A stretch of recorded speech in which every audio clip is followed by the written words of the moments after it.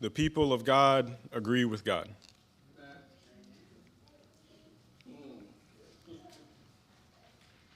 The people of God agree. One spirit within, beneath the shade of one tree. His people are those folks who believe. They believe in what God believes. What he sees, they see. What he thinks, they think. What he speaks, they speak. When he leaps, they leap. Yes, with God, they agree. Yes, the heart of heaven they steward beneath. What he grieves, they grieve. When he sings, oh, they sing. When he weeps, they weep. And what he seeks, they seek. His people are those who agree with his spirit indeed, who agree with his voice when it speaks, saying, I will be their God and they will be my people. I, their God, they my peeps. I, their shepherd, they my sheeps. I for they and they for me. They my priests and I their king. I'll be their father, they are my offspring. In mine own image they were meant to be. Yes, my people are those who agree with me. On earth as in heaven, my voice when it speaks, they listen and follow my instructions. They keep my cloud through the desert wherever it leads, my staff through the waters as it parted the sea, my gourd through the sky when towards freedom they flee. Daniel through the lions for ignoring decrees. He kept right on praying each day ×3. Esther through the palace to petition the king. Young Mary, my promised Messiah, conceived. She carried, delivered to nurture and feed. Abram and Sarah, my call they did heed. Left family and home for a far place unseen. Yes, my people have always been those who agree. And the people of God, yes, are those who agree that his will from the heavens on the earth will succeed. That his will from the heavens on earth will succeed. Now, someone will ask precisely what they agree. And if you'll listen, I can tell you some things they believe. If you'll listen, I will list them. Some things they believe. Number one, that God made this world, all the natural things. So he made it. It's all his. It belongs to he. Number two, they believe it's all very good. Every root, branch, and leaf, every seed, fruit, and tree, every brook, stream, and creek, the most valuable things, because he made them, you see. Number three, they agree that God made you and me. God made he and she. God made they and we in his very own image, one blood, humanity. Number four, though he made it all good, the world's racked by disease. On that they agree. It is sick, it is broken, twisted, separated, deceived. Now every part goes to war to compete. Nothing is how he meant it to be. We no longer cooperate with God's harmony. But in addition to that, this too they agree. Number five, redemption, restoration, resurrection. He'll breathe back into creation, new life will break free. Back into creation, new life will break free, a new heaven, a new earth, a new humanity.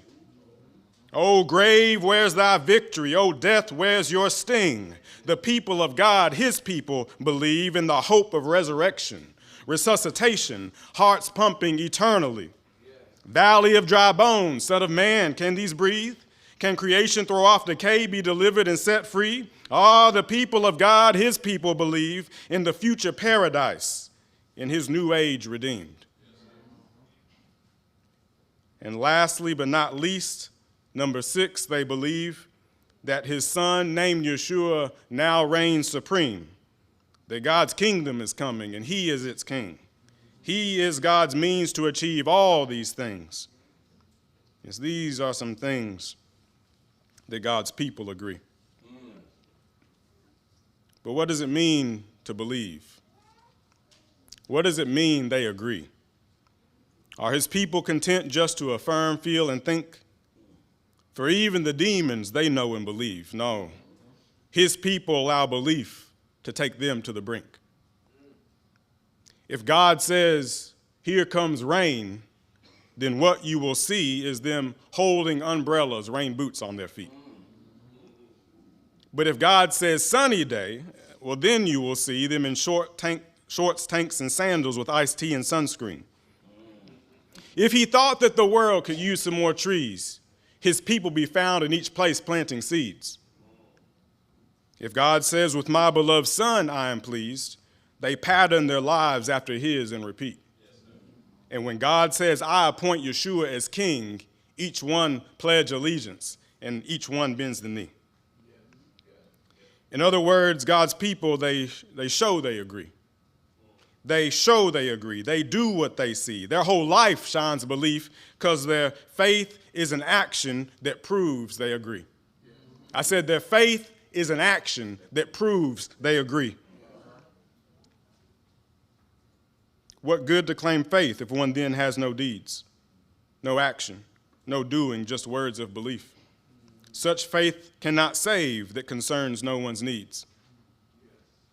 Like a person without breath in their lungs is deceased, so a faith that inspires no action is extinct. Yes, when he thinks, they think. What he speaks, they speak. When he leaps, they leap. Because the people of God agree. His people. His people. His people are those who agree. Good morning. Thank you for letting me read that to you. The people of God agree. I wanted to begin with that poem this morning because I'd like for us to spend some time thinking about the early believers, the early church, those first generations of disciples to follow the man from Nazareth, his teaching and his example.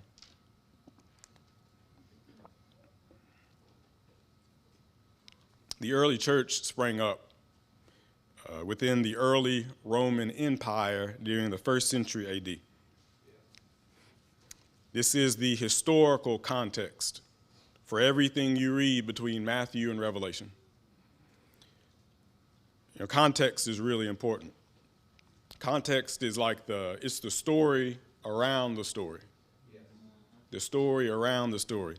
Have you ever heard about something that happened, some circumstance, situation, and you immediately, you have an opinion about it. It makes you feel a certain way. But then later, you get some more information. And it completely changed how you felt about what was going on. If you've had that experience, you have experienced the importance of context, the power of context. It is the story around the story that helps you really understand the whole story. Ancient Rome was the context for the early church. One thing about ancient Rome that's really important to know is that this empire was very large. It encompassed many, many lands, and those lands were full of hundreds and hundreds of different groups of people.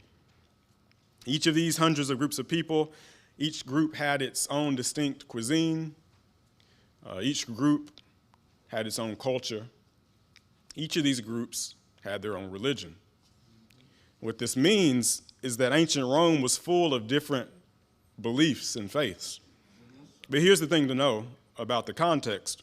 Rome had a reputation of being very, very tolerant of those diverse beliefs. Roman leaders seem to have been pretty big fans of the freedom of religion. They were generally happy to let that diversity of belief continue on uninterrupted, as long as, at the end of the day, everyone could still get along, come together, cooperate, contribute towards the general welfare and prosperity of Roman society, Roman civilization.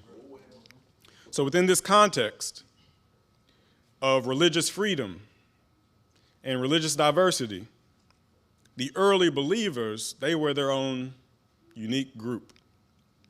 And what made them, what kind of defined them as a unique group, was their deep determination to agree with God. Their deep determination to agree with God. I'm certain they did not do that perfectly, but that was their aim, to agree with God.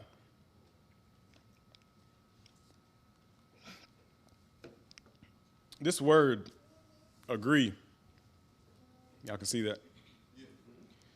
It's a short, simple word, only five letters.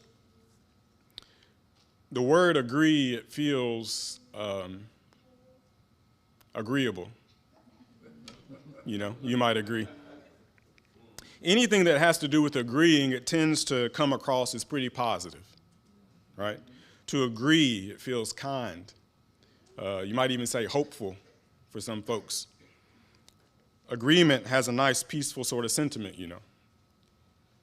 What these early believers came to find out, though, was that if you take these three little words, agree with God, and you turn them loose in the world, if you aren't careful with them, careful to guard them as private and personal, if you don't do anything to keep them within certain bounds, those three words turn out to be quite radical.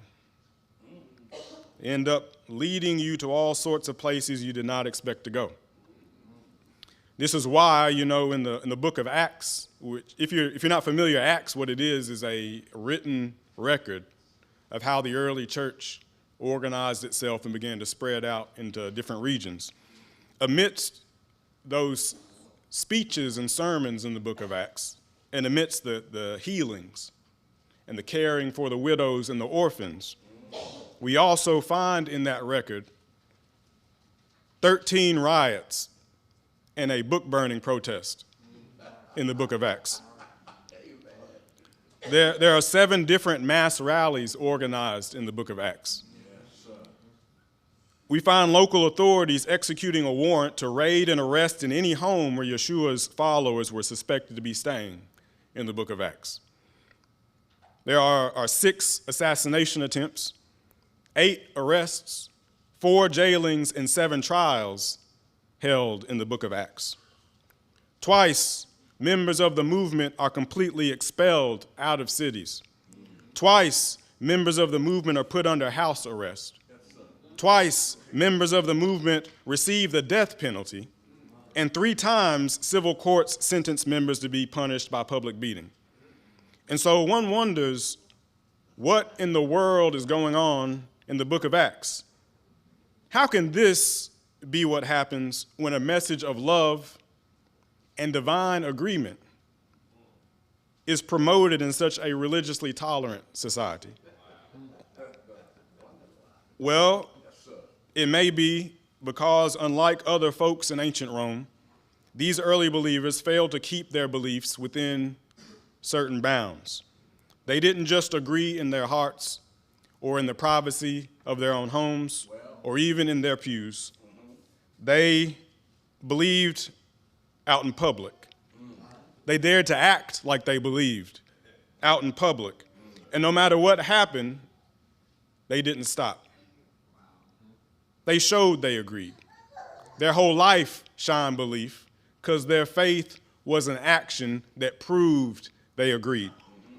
And so because their agreement had no limits, what this meant was that virtually anything in life, anything in society, could become for them a matter of faith.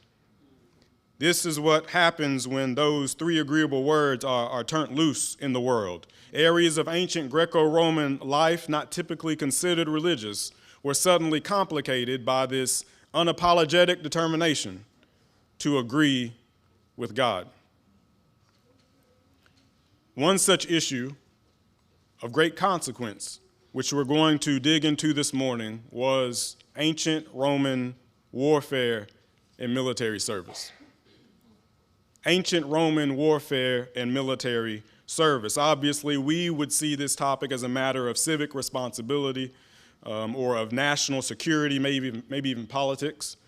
But as we'll see, that was not exactly how the first generations of disciples understood it.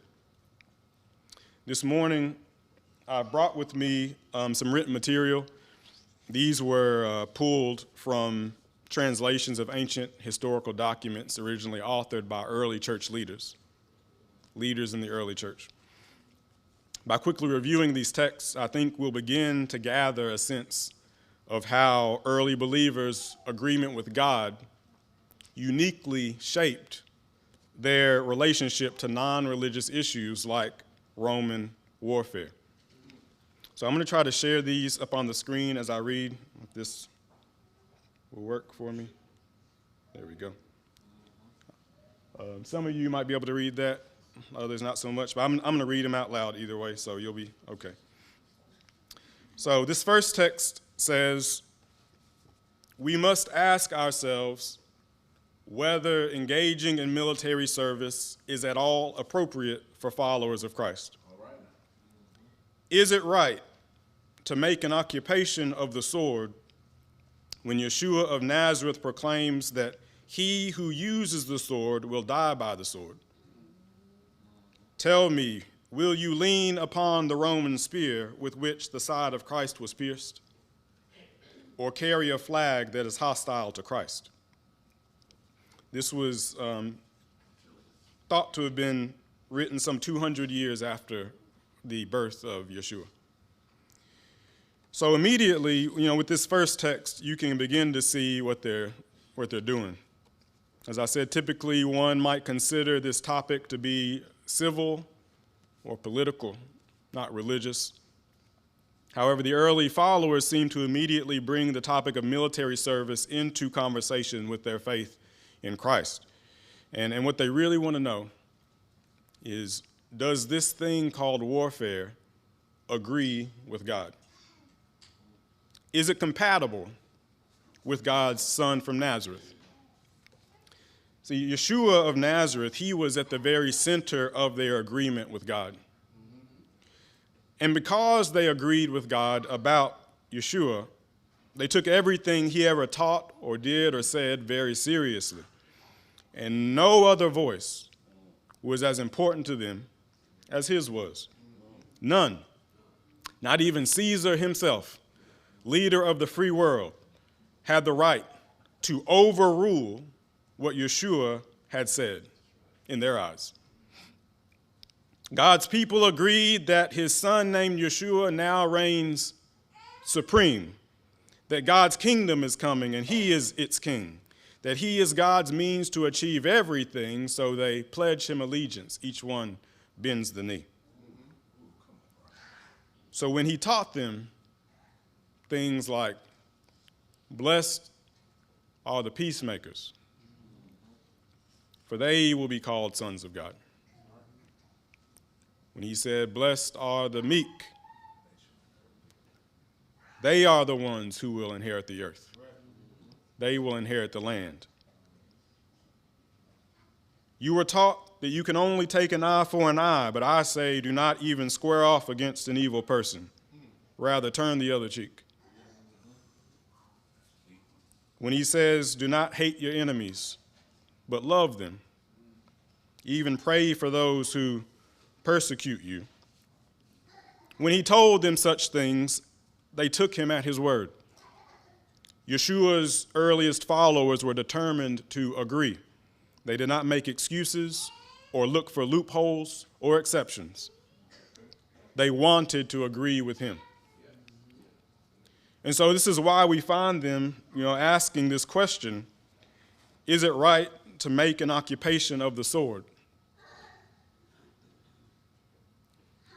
This is a rhetorical question, They already know the answer before they ask it. The answer is no. No, they say, for all who use the sword will die by the sword. Let me read you another one of these.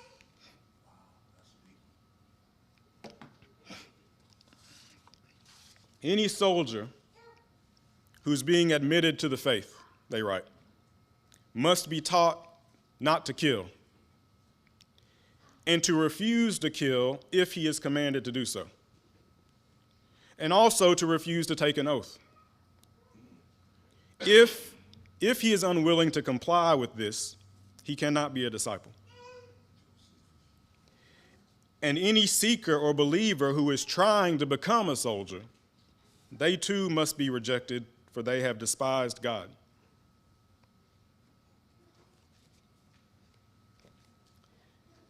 As they devoted themselves to the way of Yeshua, the early church developed a very high value of human life. Life, it became sacred for them. Why was it sacred? Well, because the one who made life was so sacred to them. And so for the early believers, irreverence for life was considered irreverence for the God who made it. 1 John 4:20 reads that whoever claims to love God, yet he hates God's children, is a liar. For how can they love God whom they have not seen if they do not love their brother and sister whom they have seen? And this might be why these early believers would say that the one seeking to become a soldier has despised God. It's pretty strong language. These writings are a window for us back into the early church under the Roman Empire. Here's another one. It is not right for those on the path of righteousness to be accomplices in this public homicide called warfare. When God forbids us to kill, he prohibits more than the open violence, which even Roman law does not allow. He also warns us against doing certain things which the state deems lawful. For that reason, it is not right for righteous men to engage in warfare. Again, why did they feel this way about serving in the Roman military? Well, maybe it's because they had some prior agreements with God and his Son about the value of life and their responsibilities towards that. Let's look at one more quote, one last one. This one is also thought to have been written about 200 years after the birth of Yeshua. It says that there is no agreement between the sacred confession and the human pledge. No agreement between the banner of Christ and the flag of the devil. Between the camp of light and the camp of darkness. One soul cannot be loyal to two masters, God and Caesar. So maybe you can see why in the book of Acts it includes arrest warrants alongside baptisms and gospel sermons. In addition to these texts, which we just looked at, there are many, many more. Too many for us to go over this morning. I've just pulled a few. There's another one that said, in Christ's sight, the unenlisted believer is his soldier indeed. The unenlisted believer is his soldier indeed, but an enlisted unbeliever is no soldier at all.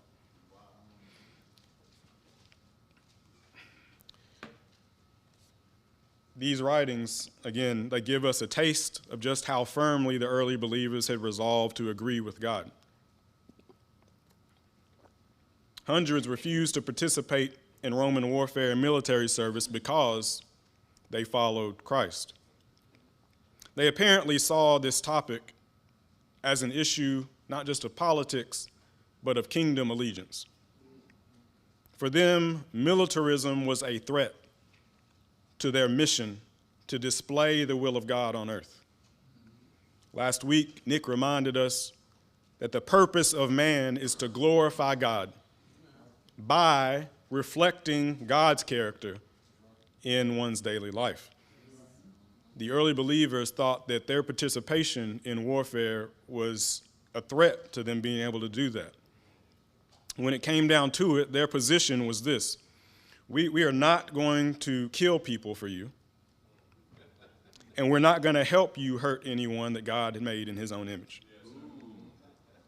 And what history reveals about them is that early believers were actually willing to die for the kingdom before they would kill for the empire. When I think about the early believers, what I find inspiring about them is how they had a kind of quiet boldness, a relentless conviction that God knows best. They had an enduring agreement with God which allowed them to exemplify a vibrant, robust, alternative way of living. You know, they didn't do this by directly challenging Rome, by trying to change Rome, not by trying to take it over, try to take control of it. They didn't want to get at the levers of political, social governance. They did this from the margins of society. There, they developed a heavenly culture on earth, where folks gave the place of priority and honor to the poorest among them, where no orphan or widow felt abandoned, where foreigners received hospitality and enemies were met with generosity. In this sacred community, people of different ethnicities and nationalities rallied together as one people, equal members of God's extended family. Their way of life was so unique that people could not help but see that it must be fueled by something greater than the empire in which it was growing. They showed they agreed. Their whole life shined belief, because their faith was an action that proved they agreed. And this uncommon outlook on Roman warfare was an important piece of that heavenly culture on earth. I guess what I'm trying to say is that I'm inspired by the fact that they took the kingdom seriously. A few weeks back, Ben 3 spoke to us about kingdom values. Kingdom values. They took the kingdom seriously. They took God seriously, regardless of what anyone else might be doing. I'm so inspired that it makes me even wonder what it would be like if I could see them myself. What would it be like if I could see them living here and now? Because, you know, we too live in a nation with its own military and warfare.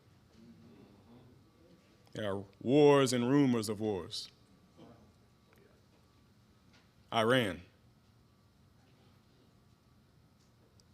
Gaza, Venezuela, maybe Cuba, maybe Greenland.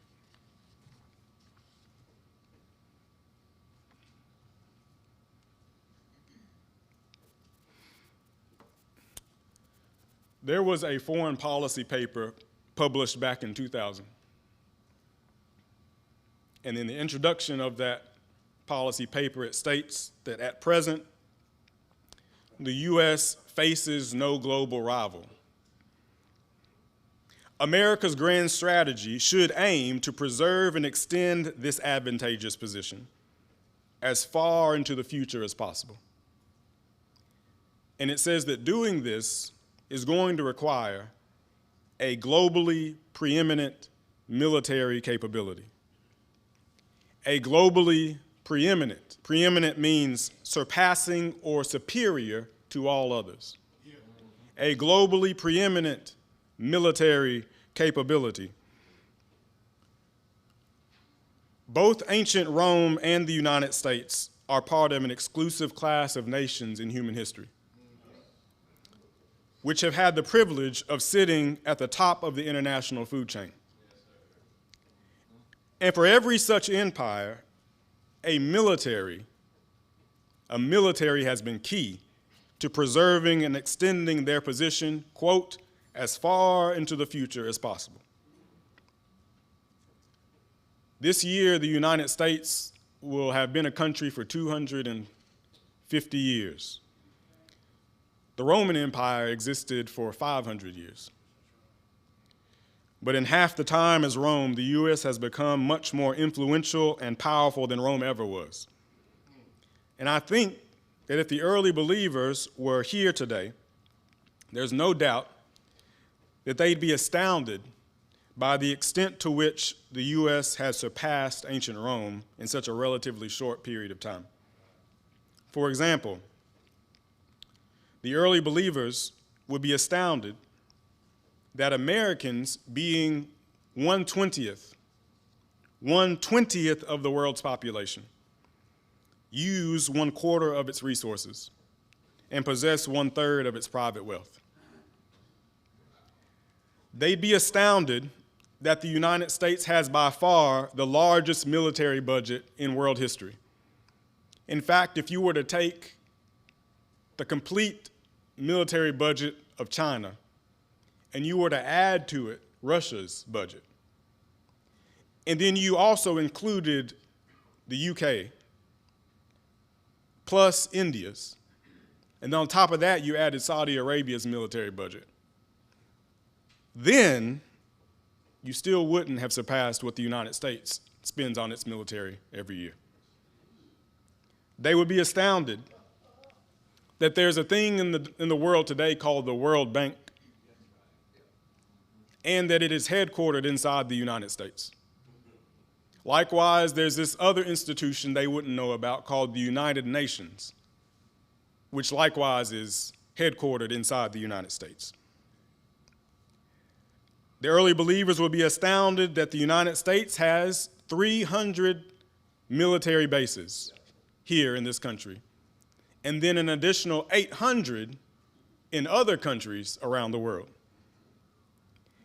And if these thoroughly astounded believers wanted to know what was driving all of this exceptionalism, they would eventually come to understand that it is fueled by America's deep determination to extend its advantageous position for as long as possible. That is why, if you were to study the history of U.S. foreign interventions, I wish I had time to talk to you about the history of U.S. foreign interventions, but we don't have time for all that this morning.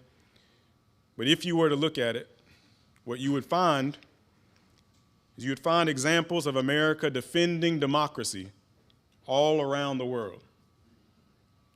You would also find numerous examples of the United States removing democratically elected leaders from office in other countries. You would find America opposing authoritarian regimes, and you would also find the United States installing military juntas and backing them with money, weapons, intelligence, and diplomatic recognition as those dictators crush their own people's resistance, massacring them by the tens of thousands. The United States has done all of these things and everything in between, using its globally preeminent capabilities. Why? You would fail to understand all these different things by trying to pin it on Republicans or Democrats being in office. You wouldn't be able to understand it based on specific presidents sitting in the White House. If you wanted to get a good grasp on how all of these things can come out of the same military, it would be by recognizing that it is done to extend its advantageous position as far into the future as possible. This is the thing that would make sense of it. This is our context. This is our context. But you know, even if the early believers were astounded by all of these differences, I think that when it came down to it, I believe they would still be just as determined as ever to agree with God. do you think, Brother Ben? You think they still do it? Yeah. I don't think that being in the United States today would change their priorities around war and military service. I think they would still give Yeshua's voice highest priority. I think they would still see the lives of others as the most valuable thing on the planet. And I think their agreement with God would still run loose to the point that it challenges some fundamental assumptions around the issue of warfare. When they hear, for example, that the United States is feeling entitled to own or control some natural resources in the world, like oil or lithium or human labor, the early believers would wonder, well, who told you your country is allowed to get oil from the other side of the world anyway? Or even the oil beneath your own feet, for that matter. For God made this world, all the natural things. He owns it. It's all his. It belongs to he. And money doesn't actually change that. Neither should borders or bullets or bombs. If God has chosen to share all of this as a gift with humanity, then hoarding his gifts, fighting over his gifts, buying and selling his gifts, killing for what was meant to be a gift, none of that makes any sense to God or to those who agree with him. Likewise, the early believers would keep on agreeing that God made you and me. God made he and she. God made they and we in his very own image, humanity. I don't know if you've noticed this, but if you pay close attention, every now and then you'll come across a politician or a political pundit who's going to argue that somebody has the right to equal care or consideration because they are an American citizen. But from God's point of view, being American doesn't actually add to someone's value. I don't know if you knew that. In fact, it would probably be quite insulting to the early believers if they heard this, that the reason a human being has the right to health care or the right to be considered by others is because they are American. Shouldn't their life be highly valued simply because God made them in his own image? In other words, is being made in America more valuable than being made by God? Don't you know that people do not have to be American, do not have to support America, or even to like America, to be worthy of respect and dignity in the eyes of God? It's not like God is American, and if you aren't, then you got a problem. He didn't make America in his own image. He made people in his own image. Don't you understand that undocumented immigrants are no less precious to God than Americans are? Nor does he value the safety of American soldiers any more than the lives of Iranian soldiers, or Palestinian freedom fighters, or Cuban revolutionaries. Yes, the people of God would keep agreeing with him about the inherent God-given value of human life. And I suspect that if they were here today, they'd point us to the words of Dr. Martin Luther King when he said that beyond the calling of race or nation or creed, there is a greater calling to be a son of the living God, a brother to mankind. And those who accept that call are thus bound by allegiances and loyalties that are broader and deeper than nationalism, and which go beyond America's self-defined goals and positions. We are called to speak for the weak, for the voiceless, for the victims of this nation, and even for those it calls enemy. For no document from human hands can make these humans any less our brothers.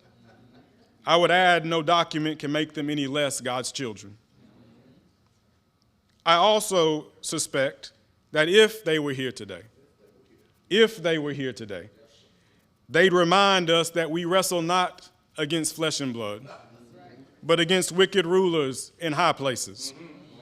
They'd surely insist that if that is true for us in America, then it is also true for us overseas. They might even be perplexed that we still have not heeded the voice of Minister Malcolm, who clearly spelled it out for us over half a century ago when he said that if violence is wrong in America, violence is wrong abroad. If it is wrong to be violent defending our women and children and babies here, then it's wrong for America to send us for violence abroad in defense of her. Oh, I suspect that if they were here today, Brother Lemon, if they were here today, they'd echo the heavenly mantra spoken through both the prophet Isaiah and prophet Micah. In the last days, many different peoples will say, "Come, let us go to the mountain of Yahweh. He will teach us his ways. And God will mediate between the peoples. He will rebuke the strong nations, so that they beat their swords into plowshares and their spears into pruning hooks. A future where tanks are dismantled for tractor parts and senseless drones are melted down into shovels. Nation will not lift up sword against nation, neither will they learn war anymore." Amen. Amen. For this is the will of God. And the people of God are those who agree that his will from the heavens on the earth will succeed. Yes, I do believe that if the early followers of Christ were here today, they'd keep right on raising the same rhetorical questions, which they did in Rome. Is it right for followers of Christ to engage in military service? Can a man serve two masters, Uncle Sam and Jesus Christ? Should we become accomplices in this public homicide called the Iran War? How many God-given lives must be destroyed on behalf of a man-made America?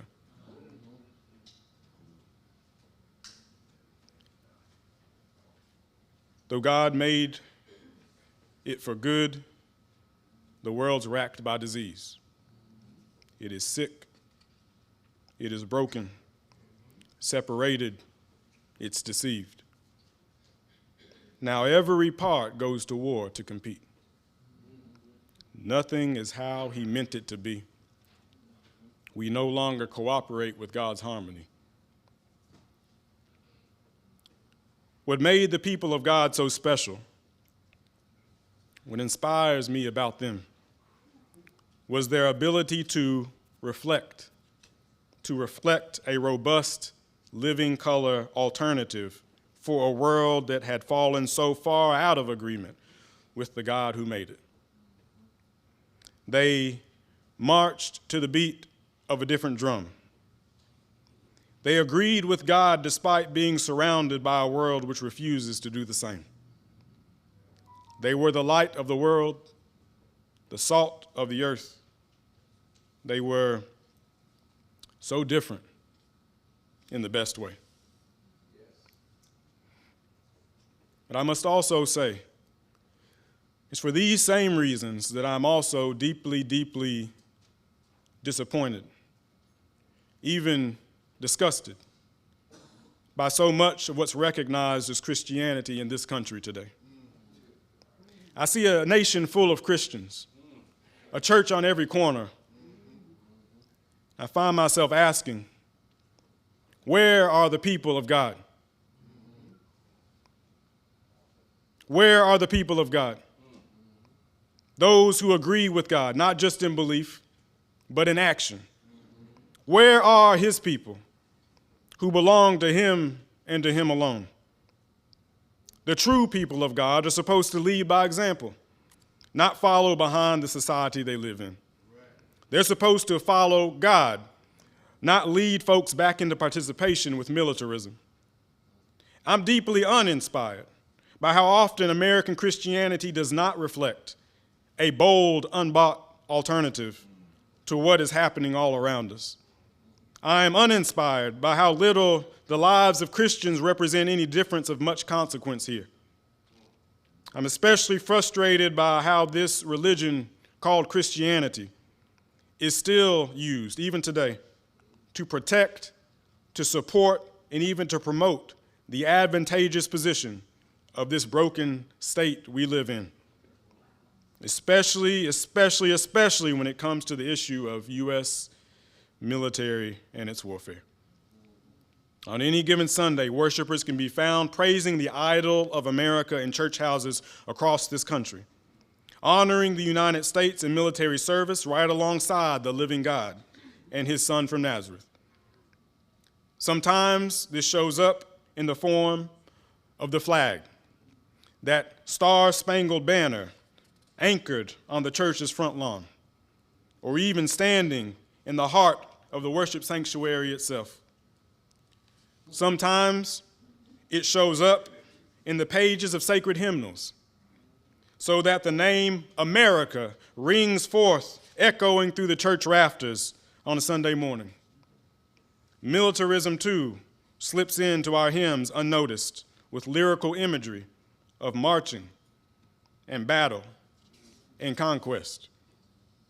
It might be worth asking, whose drum beat are we actually marching to as we sing Soldiers of Christ Arise? Whose drum beat are our hearts marching to as we sing Hard Fighting Soldier? Sometimes the idol of America finds glorification in solemn prayers, when all the power and protection of heaven is called upon in service to the troops, without a single mumbling word concerning protection and justice for all the foreign daughters, sons, and aunties who just happen to be born on the wrong side of America's military might, whose very existence has been marked for demolition in order to clear more space in the world for the expansion of America's advantageous position. The God of all humanity is called upon for our troops, without intercession for those other soldiers who march under foreign flags, without intercession on behalf of God's own distant places and peoples in far greater danger than we are. And so I find myself asking, where exactly are the people of God who are grieving for what God grieves, who will weep when he weeps? Where are the people of God today?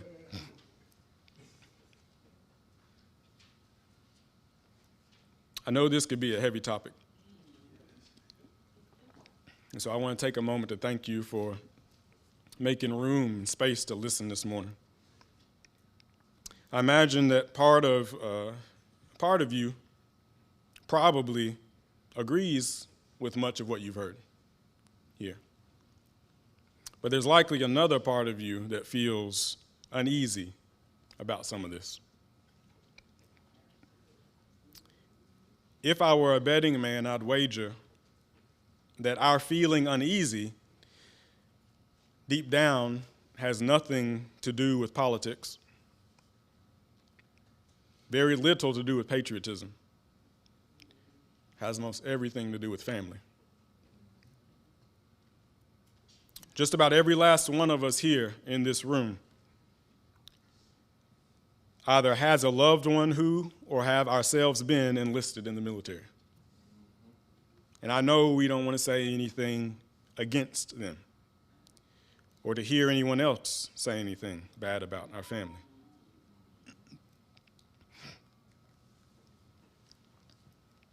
My father's father spent time in the military growing up.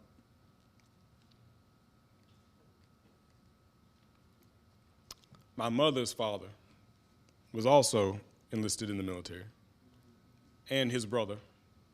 And I actually have several great uncles and a great aunt who spent time serving in the military.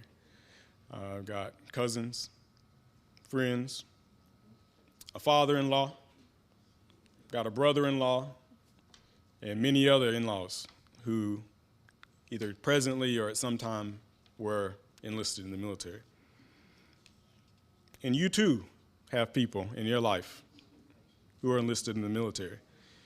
You understand you got just as many folks as I do connected. Several of you sitting here this morning have been enlisted in the military. We feel protective of them. We love our families. We loved them before they were enlisted. We love them after they're enlisted. We would love them equally if they were never enlisted at all. We love them when they're deployed. We love them when they come home, even if they're retired.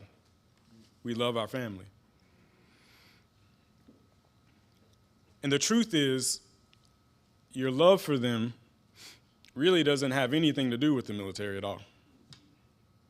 You love them because you love them. Very few people hold their newborn child or their grandchild for the first time and they see the miracle of life dancing in their eyes and they say, I love you and you're important to me because one day you're going to join the military. Or I love you because you're an American citizen. It doesn't have anything to do with it. And we know that. Even so, somehow we've still been taught to confuse love of country with loving our family. We're educated to do that. Love of country has even injected itself into our worship and love of God. Many times even entangles itself in our own sense of identity and self-worth and purpose. And what's sad, and I would say a bit sinister about all this, is that as we mingle our relationships with ourselves, with God, with our families, as we mingle that with the idea of supporting the troops, who profits from that? Who does that benefit exactly? Who is it drawing upon the wells of our deepest commitment and devotion in order to boost our emotional investment in war making? You know, once we've got family literally in military conflict, we've really got skin in the game at that point, right? I say it's tragic because I think it's not a fair trade. It actually ends up hurting us. It's the military that benefits when we fail to distinguish loving our families from supporting the troops. Brother Ben has been working with military families for nearly 2 decades. He's been there to help keep them from bleeding out from 1,000 different cuts and stresses and troubles which come with having a family member snatched up and thrust into harm's way over and over again. He's also seen firsthand how the soldiers themselves come back from deployment often changed for the worst.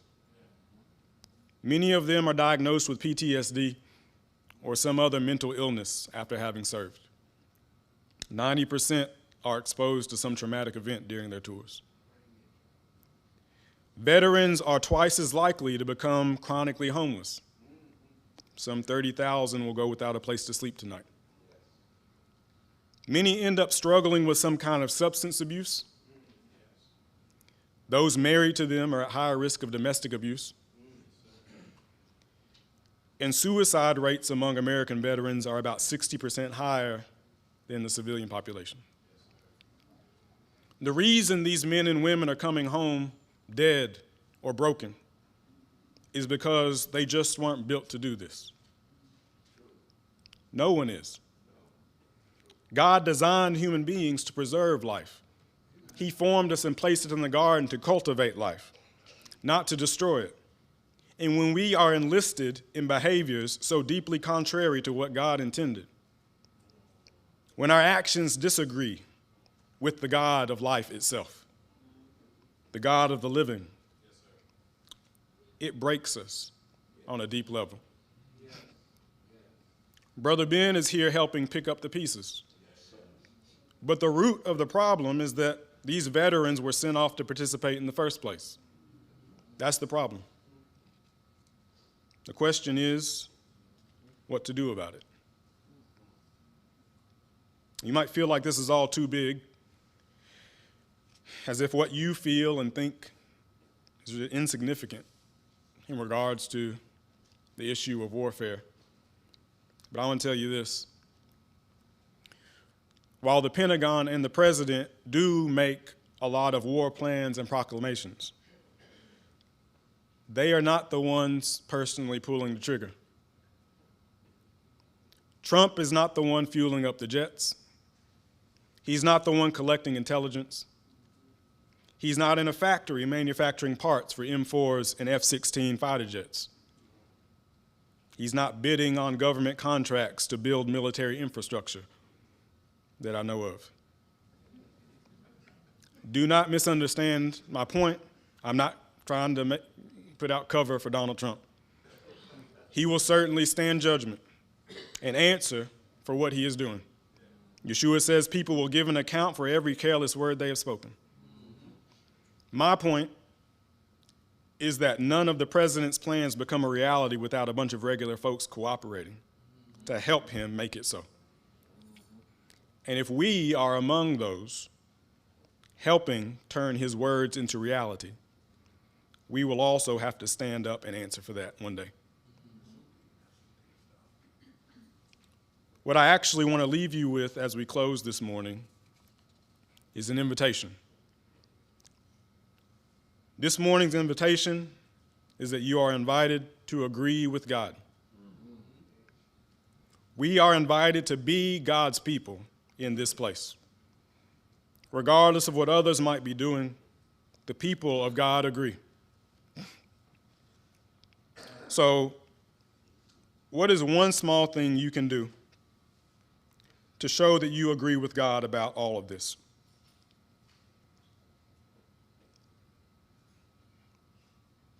How you answer that question will in part depend on where you are in life, what your proximity to the military is. Most of us here are not enlisted. But we are around younger folks, high school age, middle school, even elementary kids, who we care about. One small way to begin showing that you agree with God on this could be by refraining from doing or saying things that might encourage them to enlist in the military when they're older. This would be one way to act upon your agreement with God. In 100 little ways, the media is already calling them. Be all you can be, you know. There are video games where combat is, entertainment competition. There are movies about the military where soldiers are cast as action heroes. There's ROTC. There are jet flyovers at sporting events. All these things are advertisements. And even we, in subtle ways, we might be giving them the impression that war and the military is something they should feel proud or excited about. But does God feel proud about that? Is God excited about war? What if we agreed with God? Another way to agree with him might be by keeping militarism out of his worship. Ask yourself, do we want him to count West Eastland among the churches that use religion to Christianize militarism? Among churches who use religion not to lead people into agreement with God, but to lead folks back into agreement with the U.S. and its military? Does West Eastland want to be counted in that number? Young folks who come to church, take note when servicemen and women are recognized as our troops. That means something. That means something to them. When the church house creates a time to honor and to give honor and prestige for those who are or were enlisted, that makes an impression on the little ones about how they think about the relationship between God and country, between God and the military. That makes an impression on them. When the church applauds and celebrates those who have been made into accomplices in that public homicide called war, that makes an impression on young folks. That makes an impression on them. But do we want these young people to enlist? Is that our goal?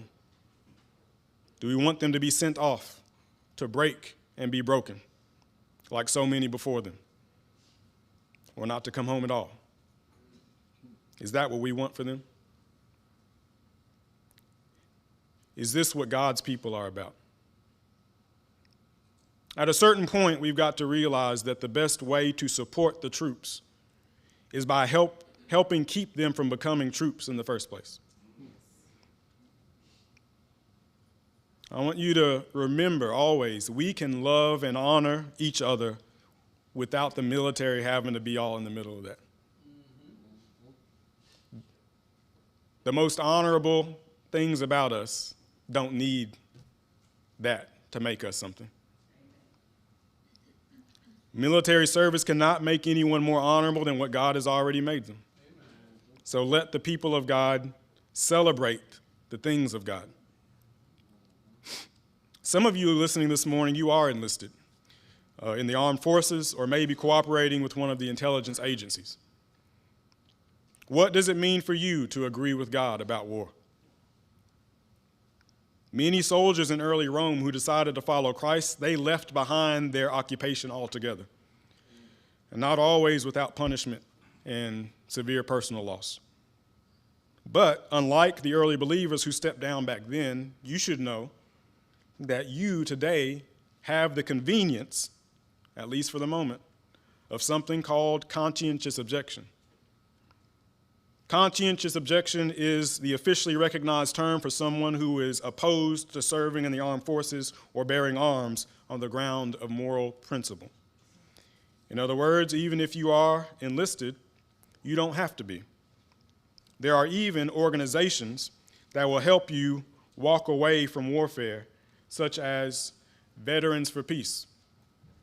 Veterans for Peace is a global organization of military veterans, made up of 140 chapters. Their aim is to build a culture of peace by lifting their voices and drawing from the experiences that they've had in the military.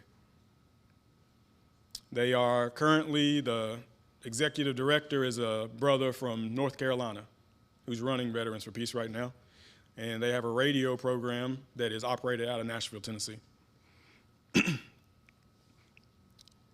Another example of an organization you could turn to if you're interested in agreeing with God and you're enlisted: the Center on Conscience and War. This is a nonprofit that's been working for the last 80 years now to advocate for the rights of conscience, to oppose military conscription, and to serve all conscientious objectors of war. They can even help with legal counsel if needed, and all their services are free.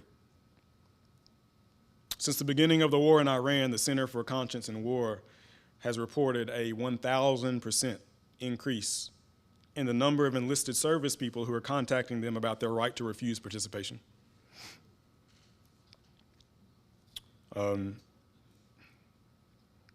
These calls that they're receiving are coming from every branch of the U.S. military, from the bottom to the top, all the way up to the rank of major. Military personnel are calling their organization to get counsel about not serving. Those inside the military are not the only ones who don't support the war in Iran. Nearly 80% of Americans also oppose the idea of sending any troops. I'm sharing this to say that if you are enlisted, you don't have to be. You don't have to put yourself in what you think is a morally compromising situation. If you decide to walk away, you won't be alone. It won't be easy, but you'll be surrounded by a great throng of agreement that includes most American citizens, hundreds of other soldiers and personnel. You'll be in the company of those faithful early believers, and also the one that matters most, the God of heaven. no matter what our proximity to the military might be, we have a standing invitation this morning to come agree with God, to show we agree. The people of God agree. So may we come to think like he thinks. May we speak what he speaks. May we leap when he leaps, because the people of God agree.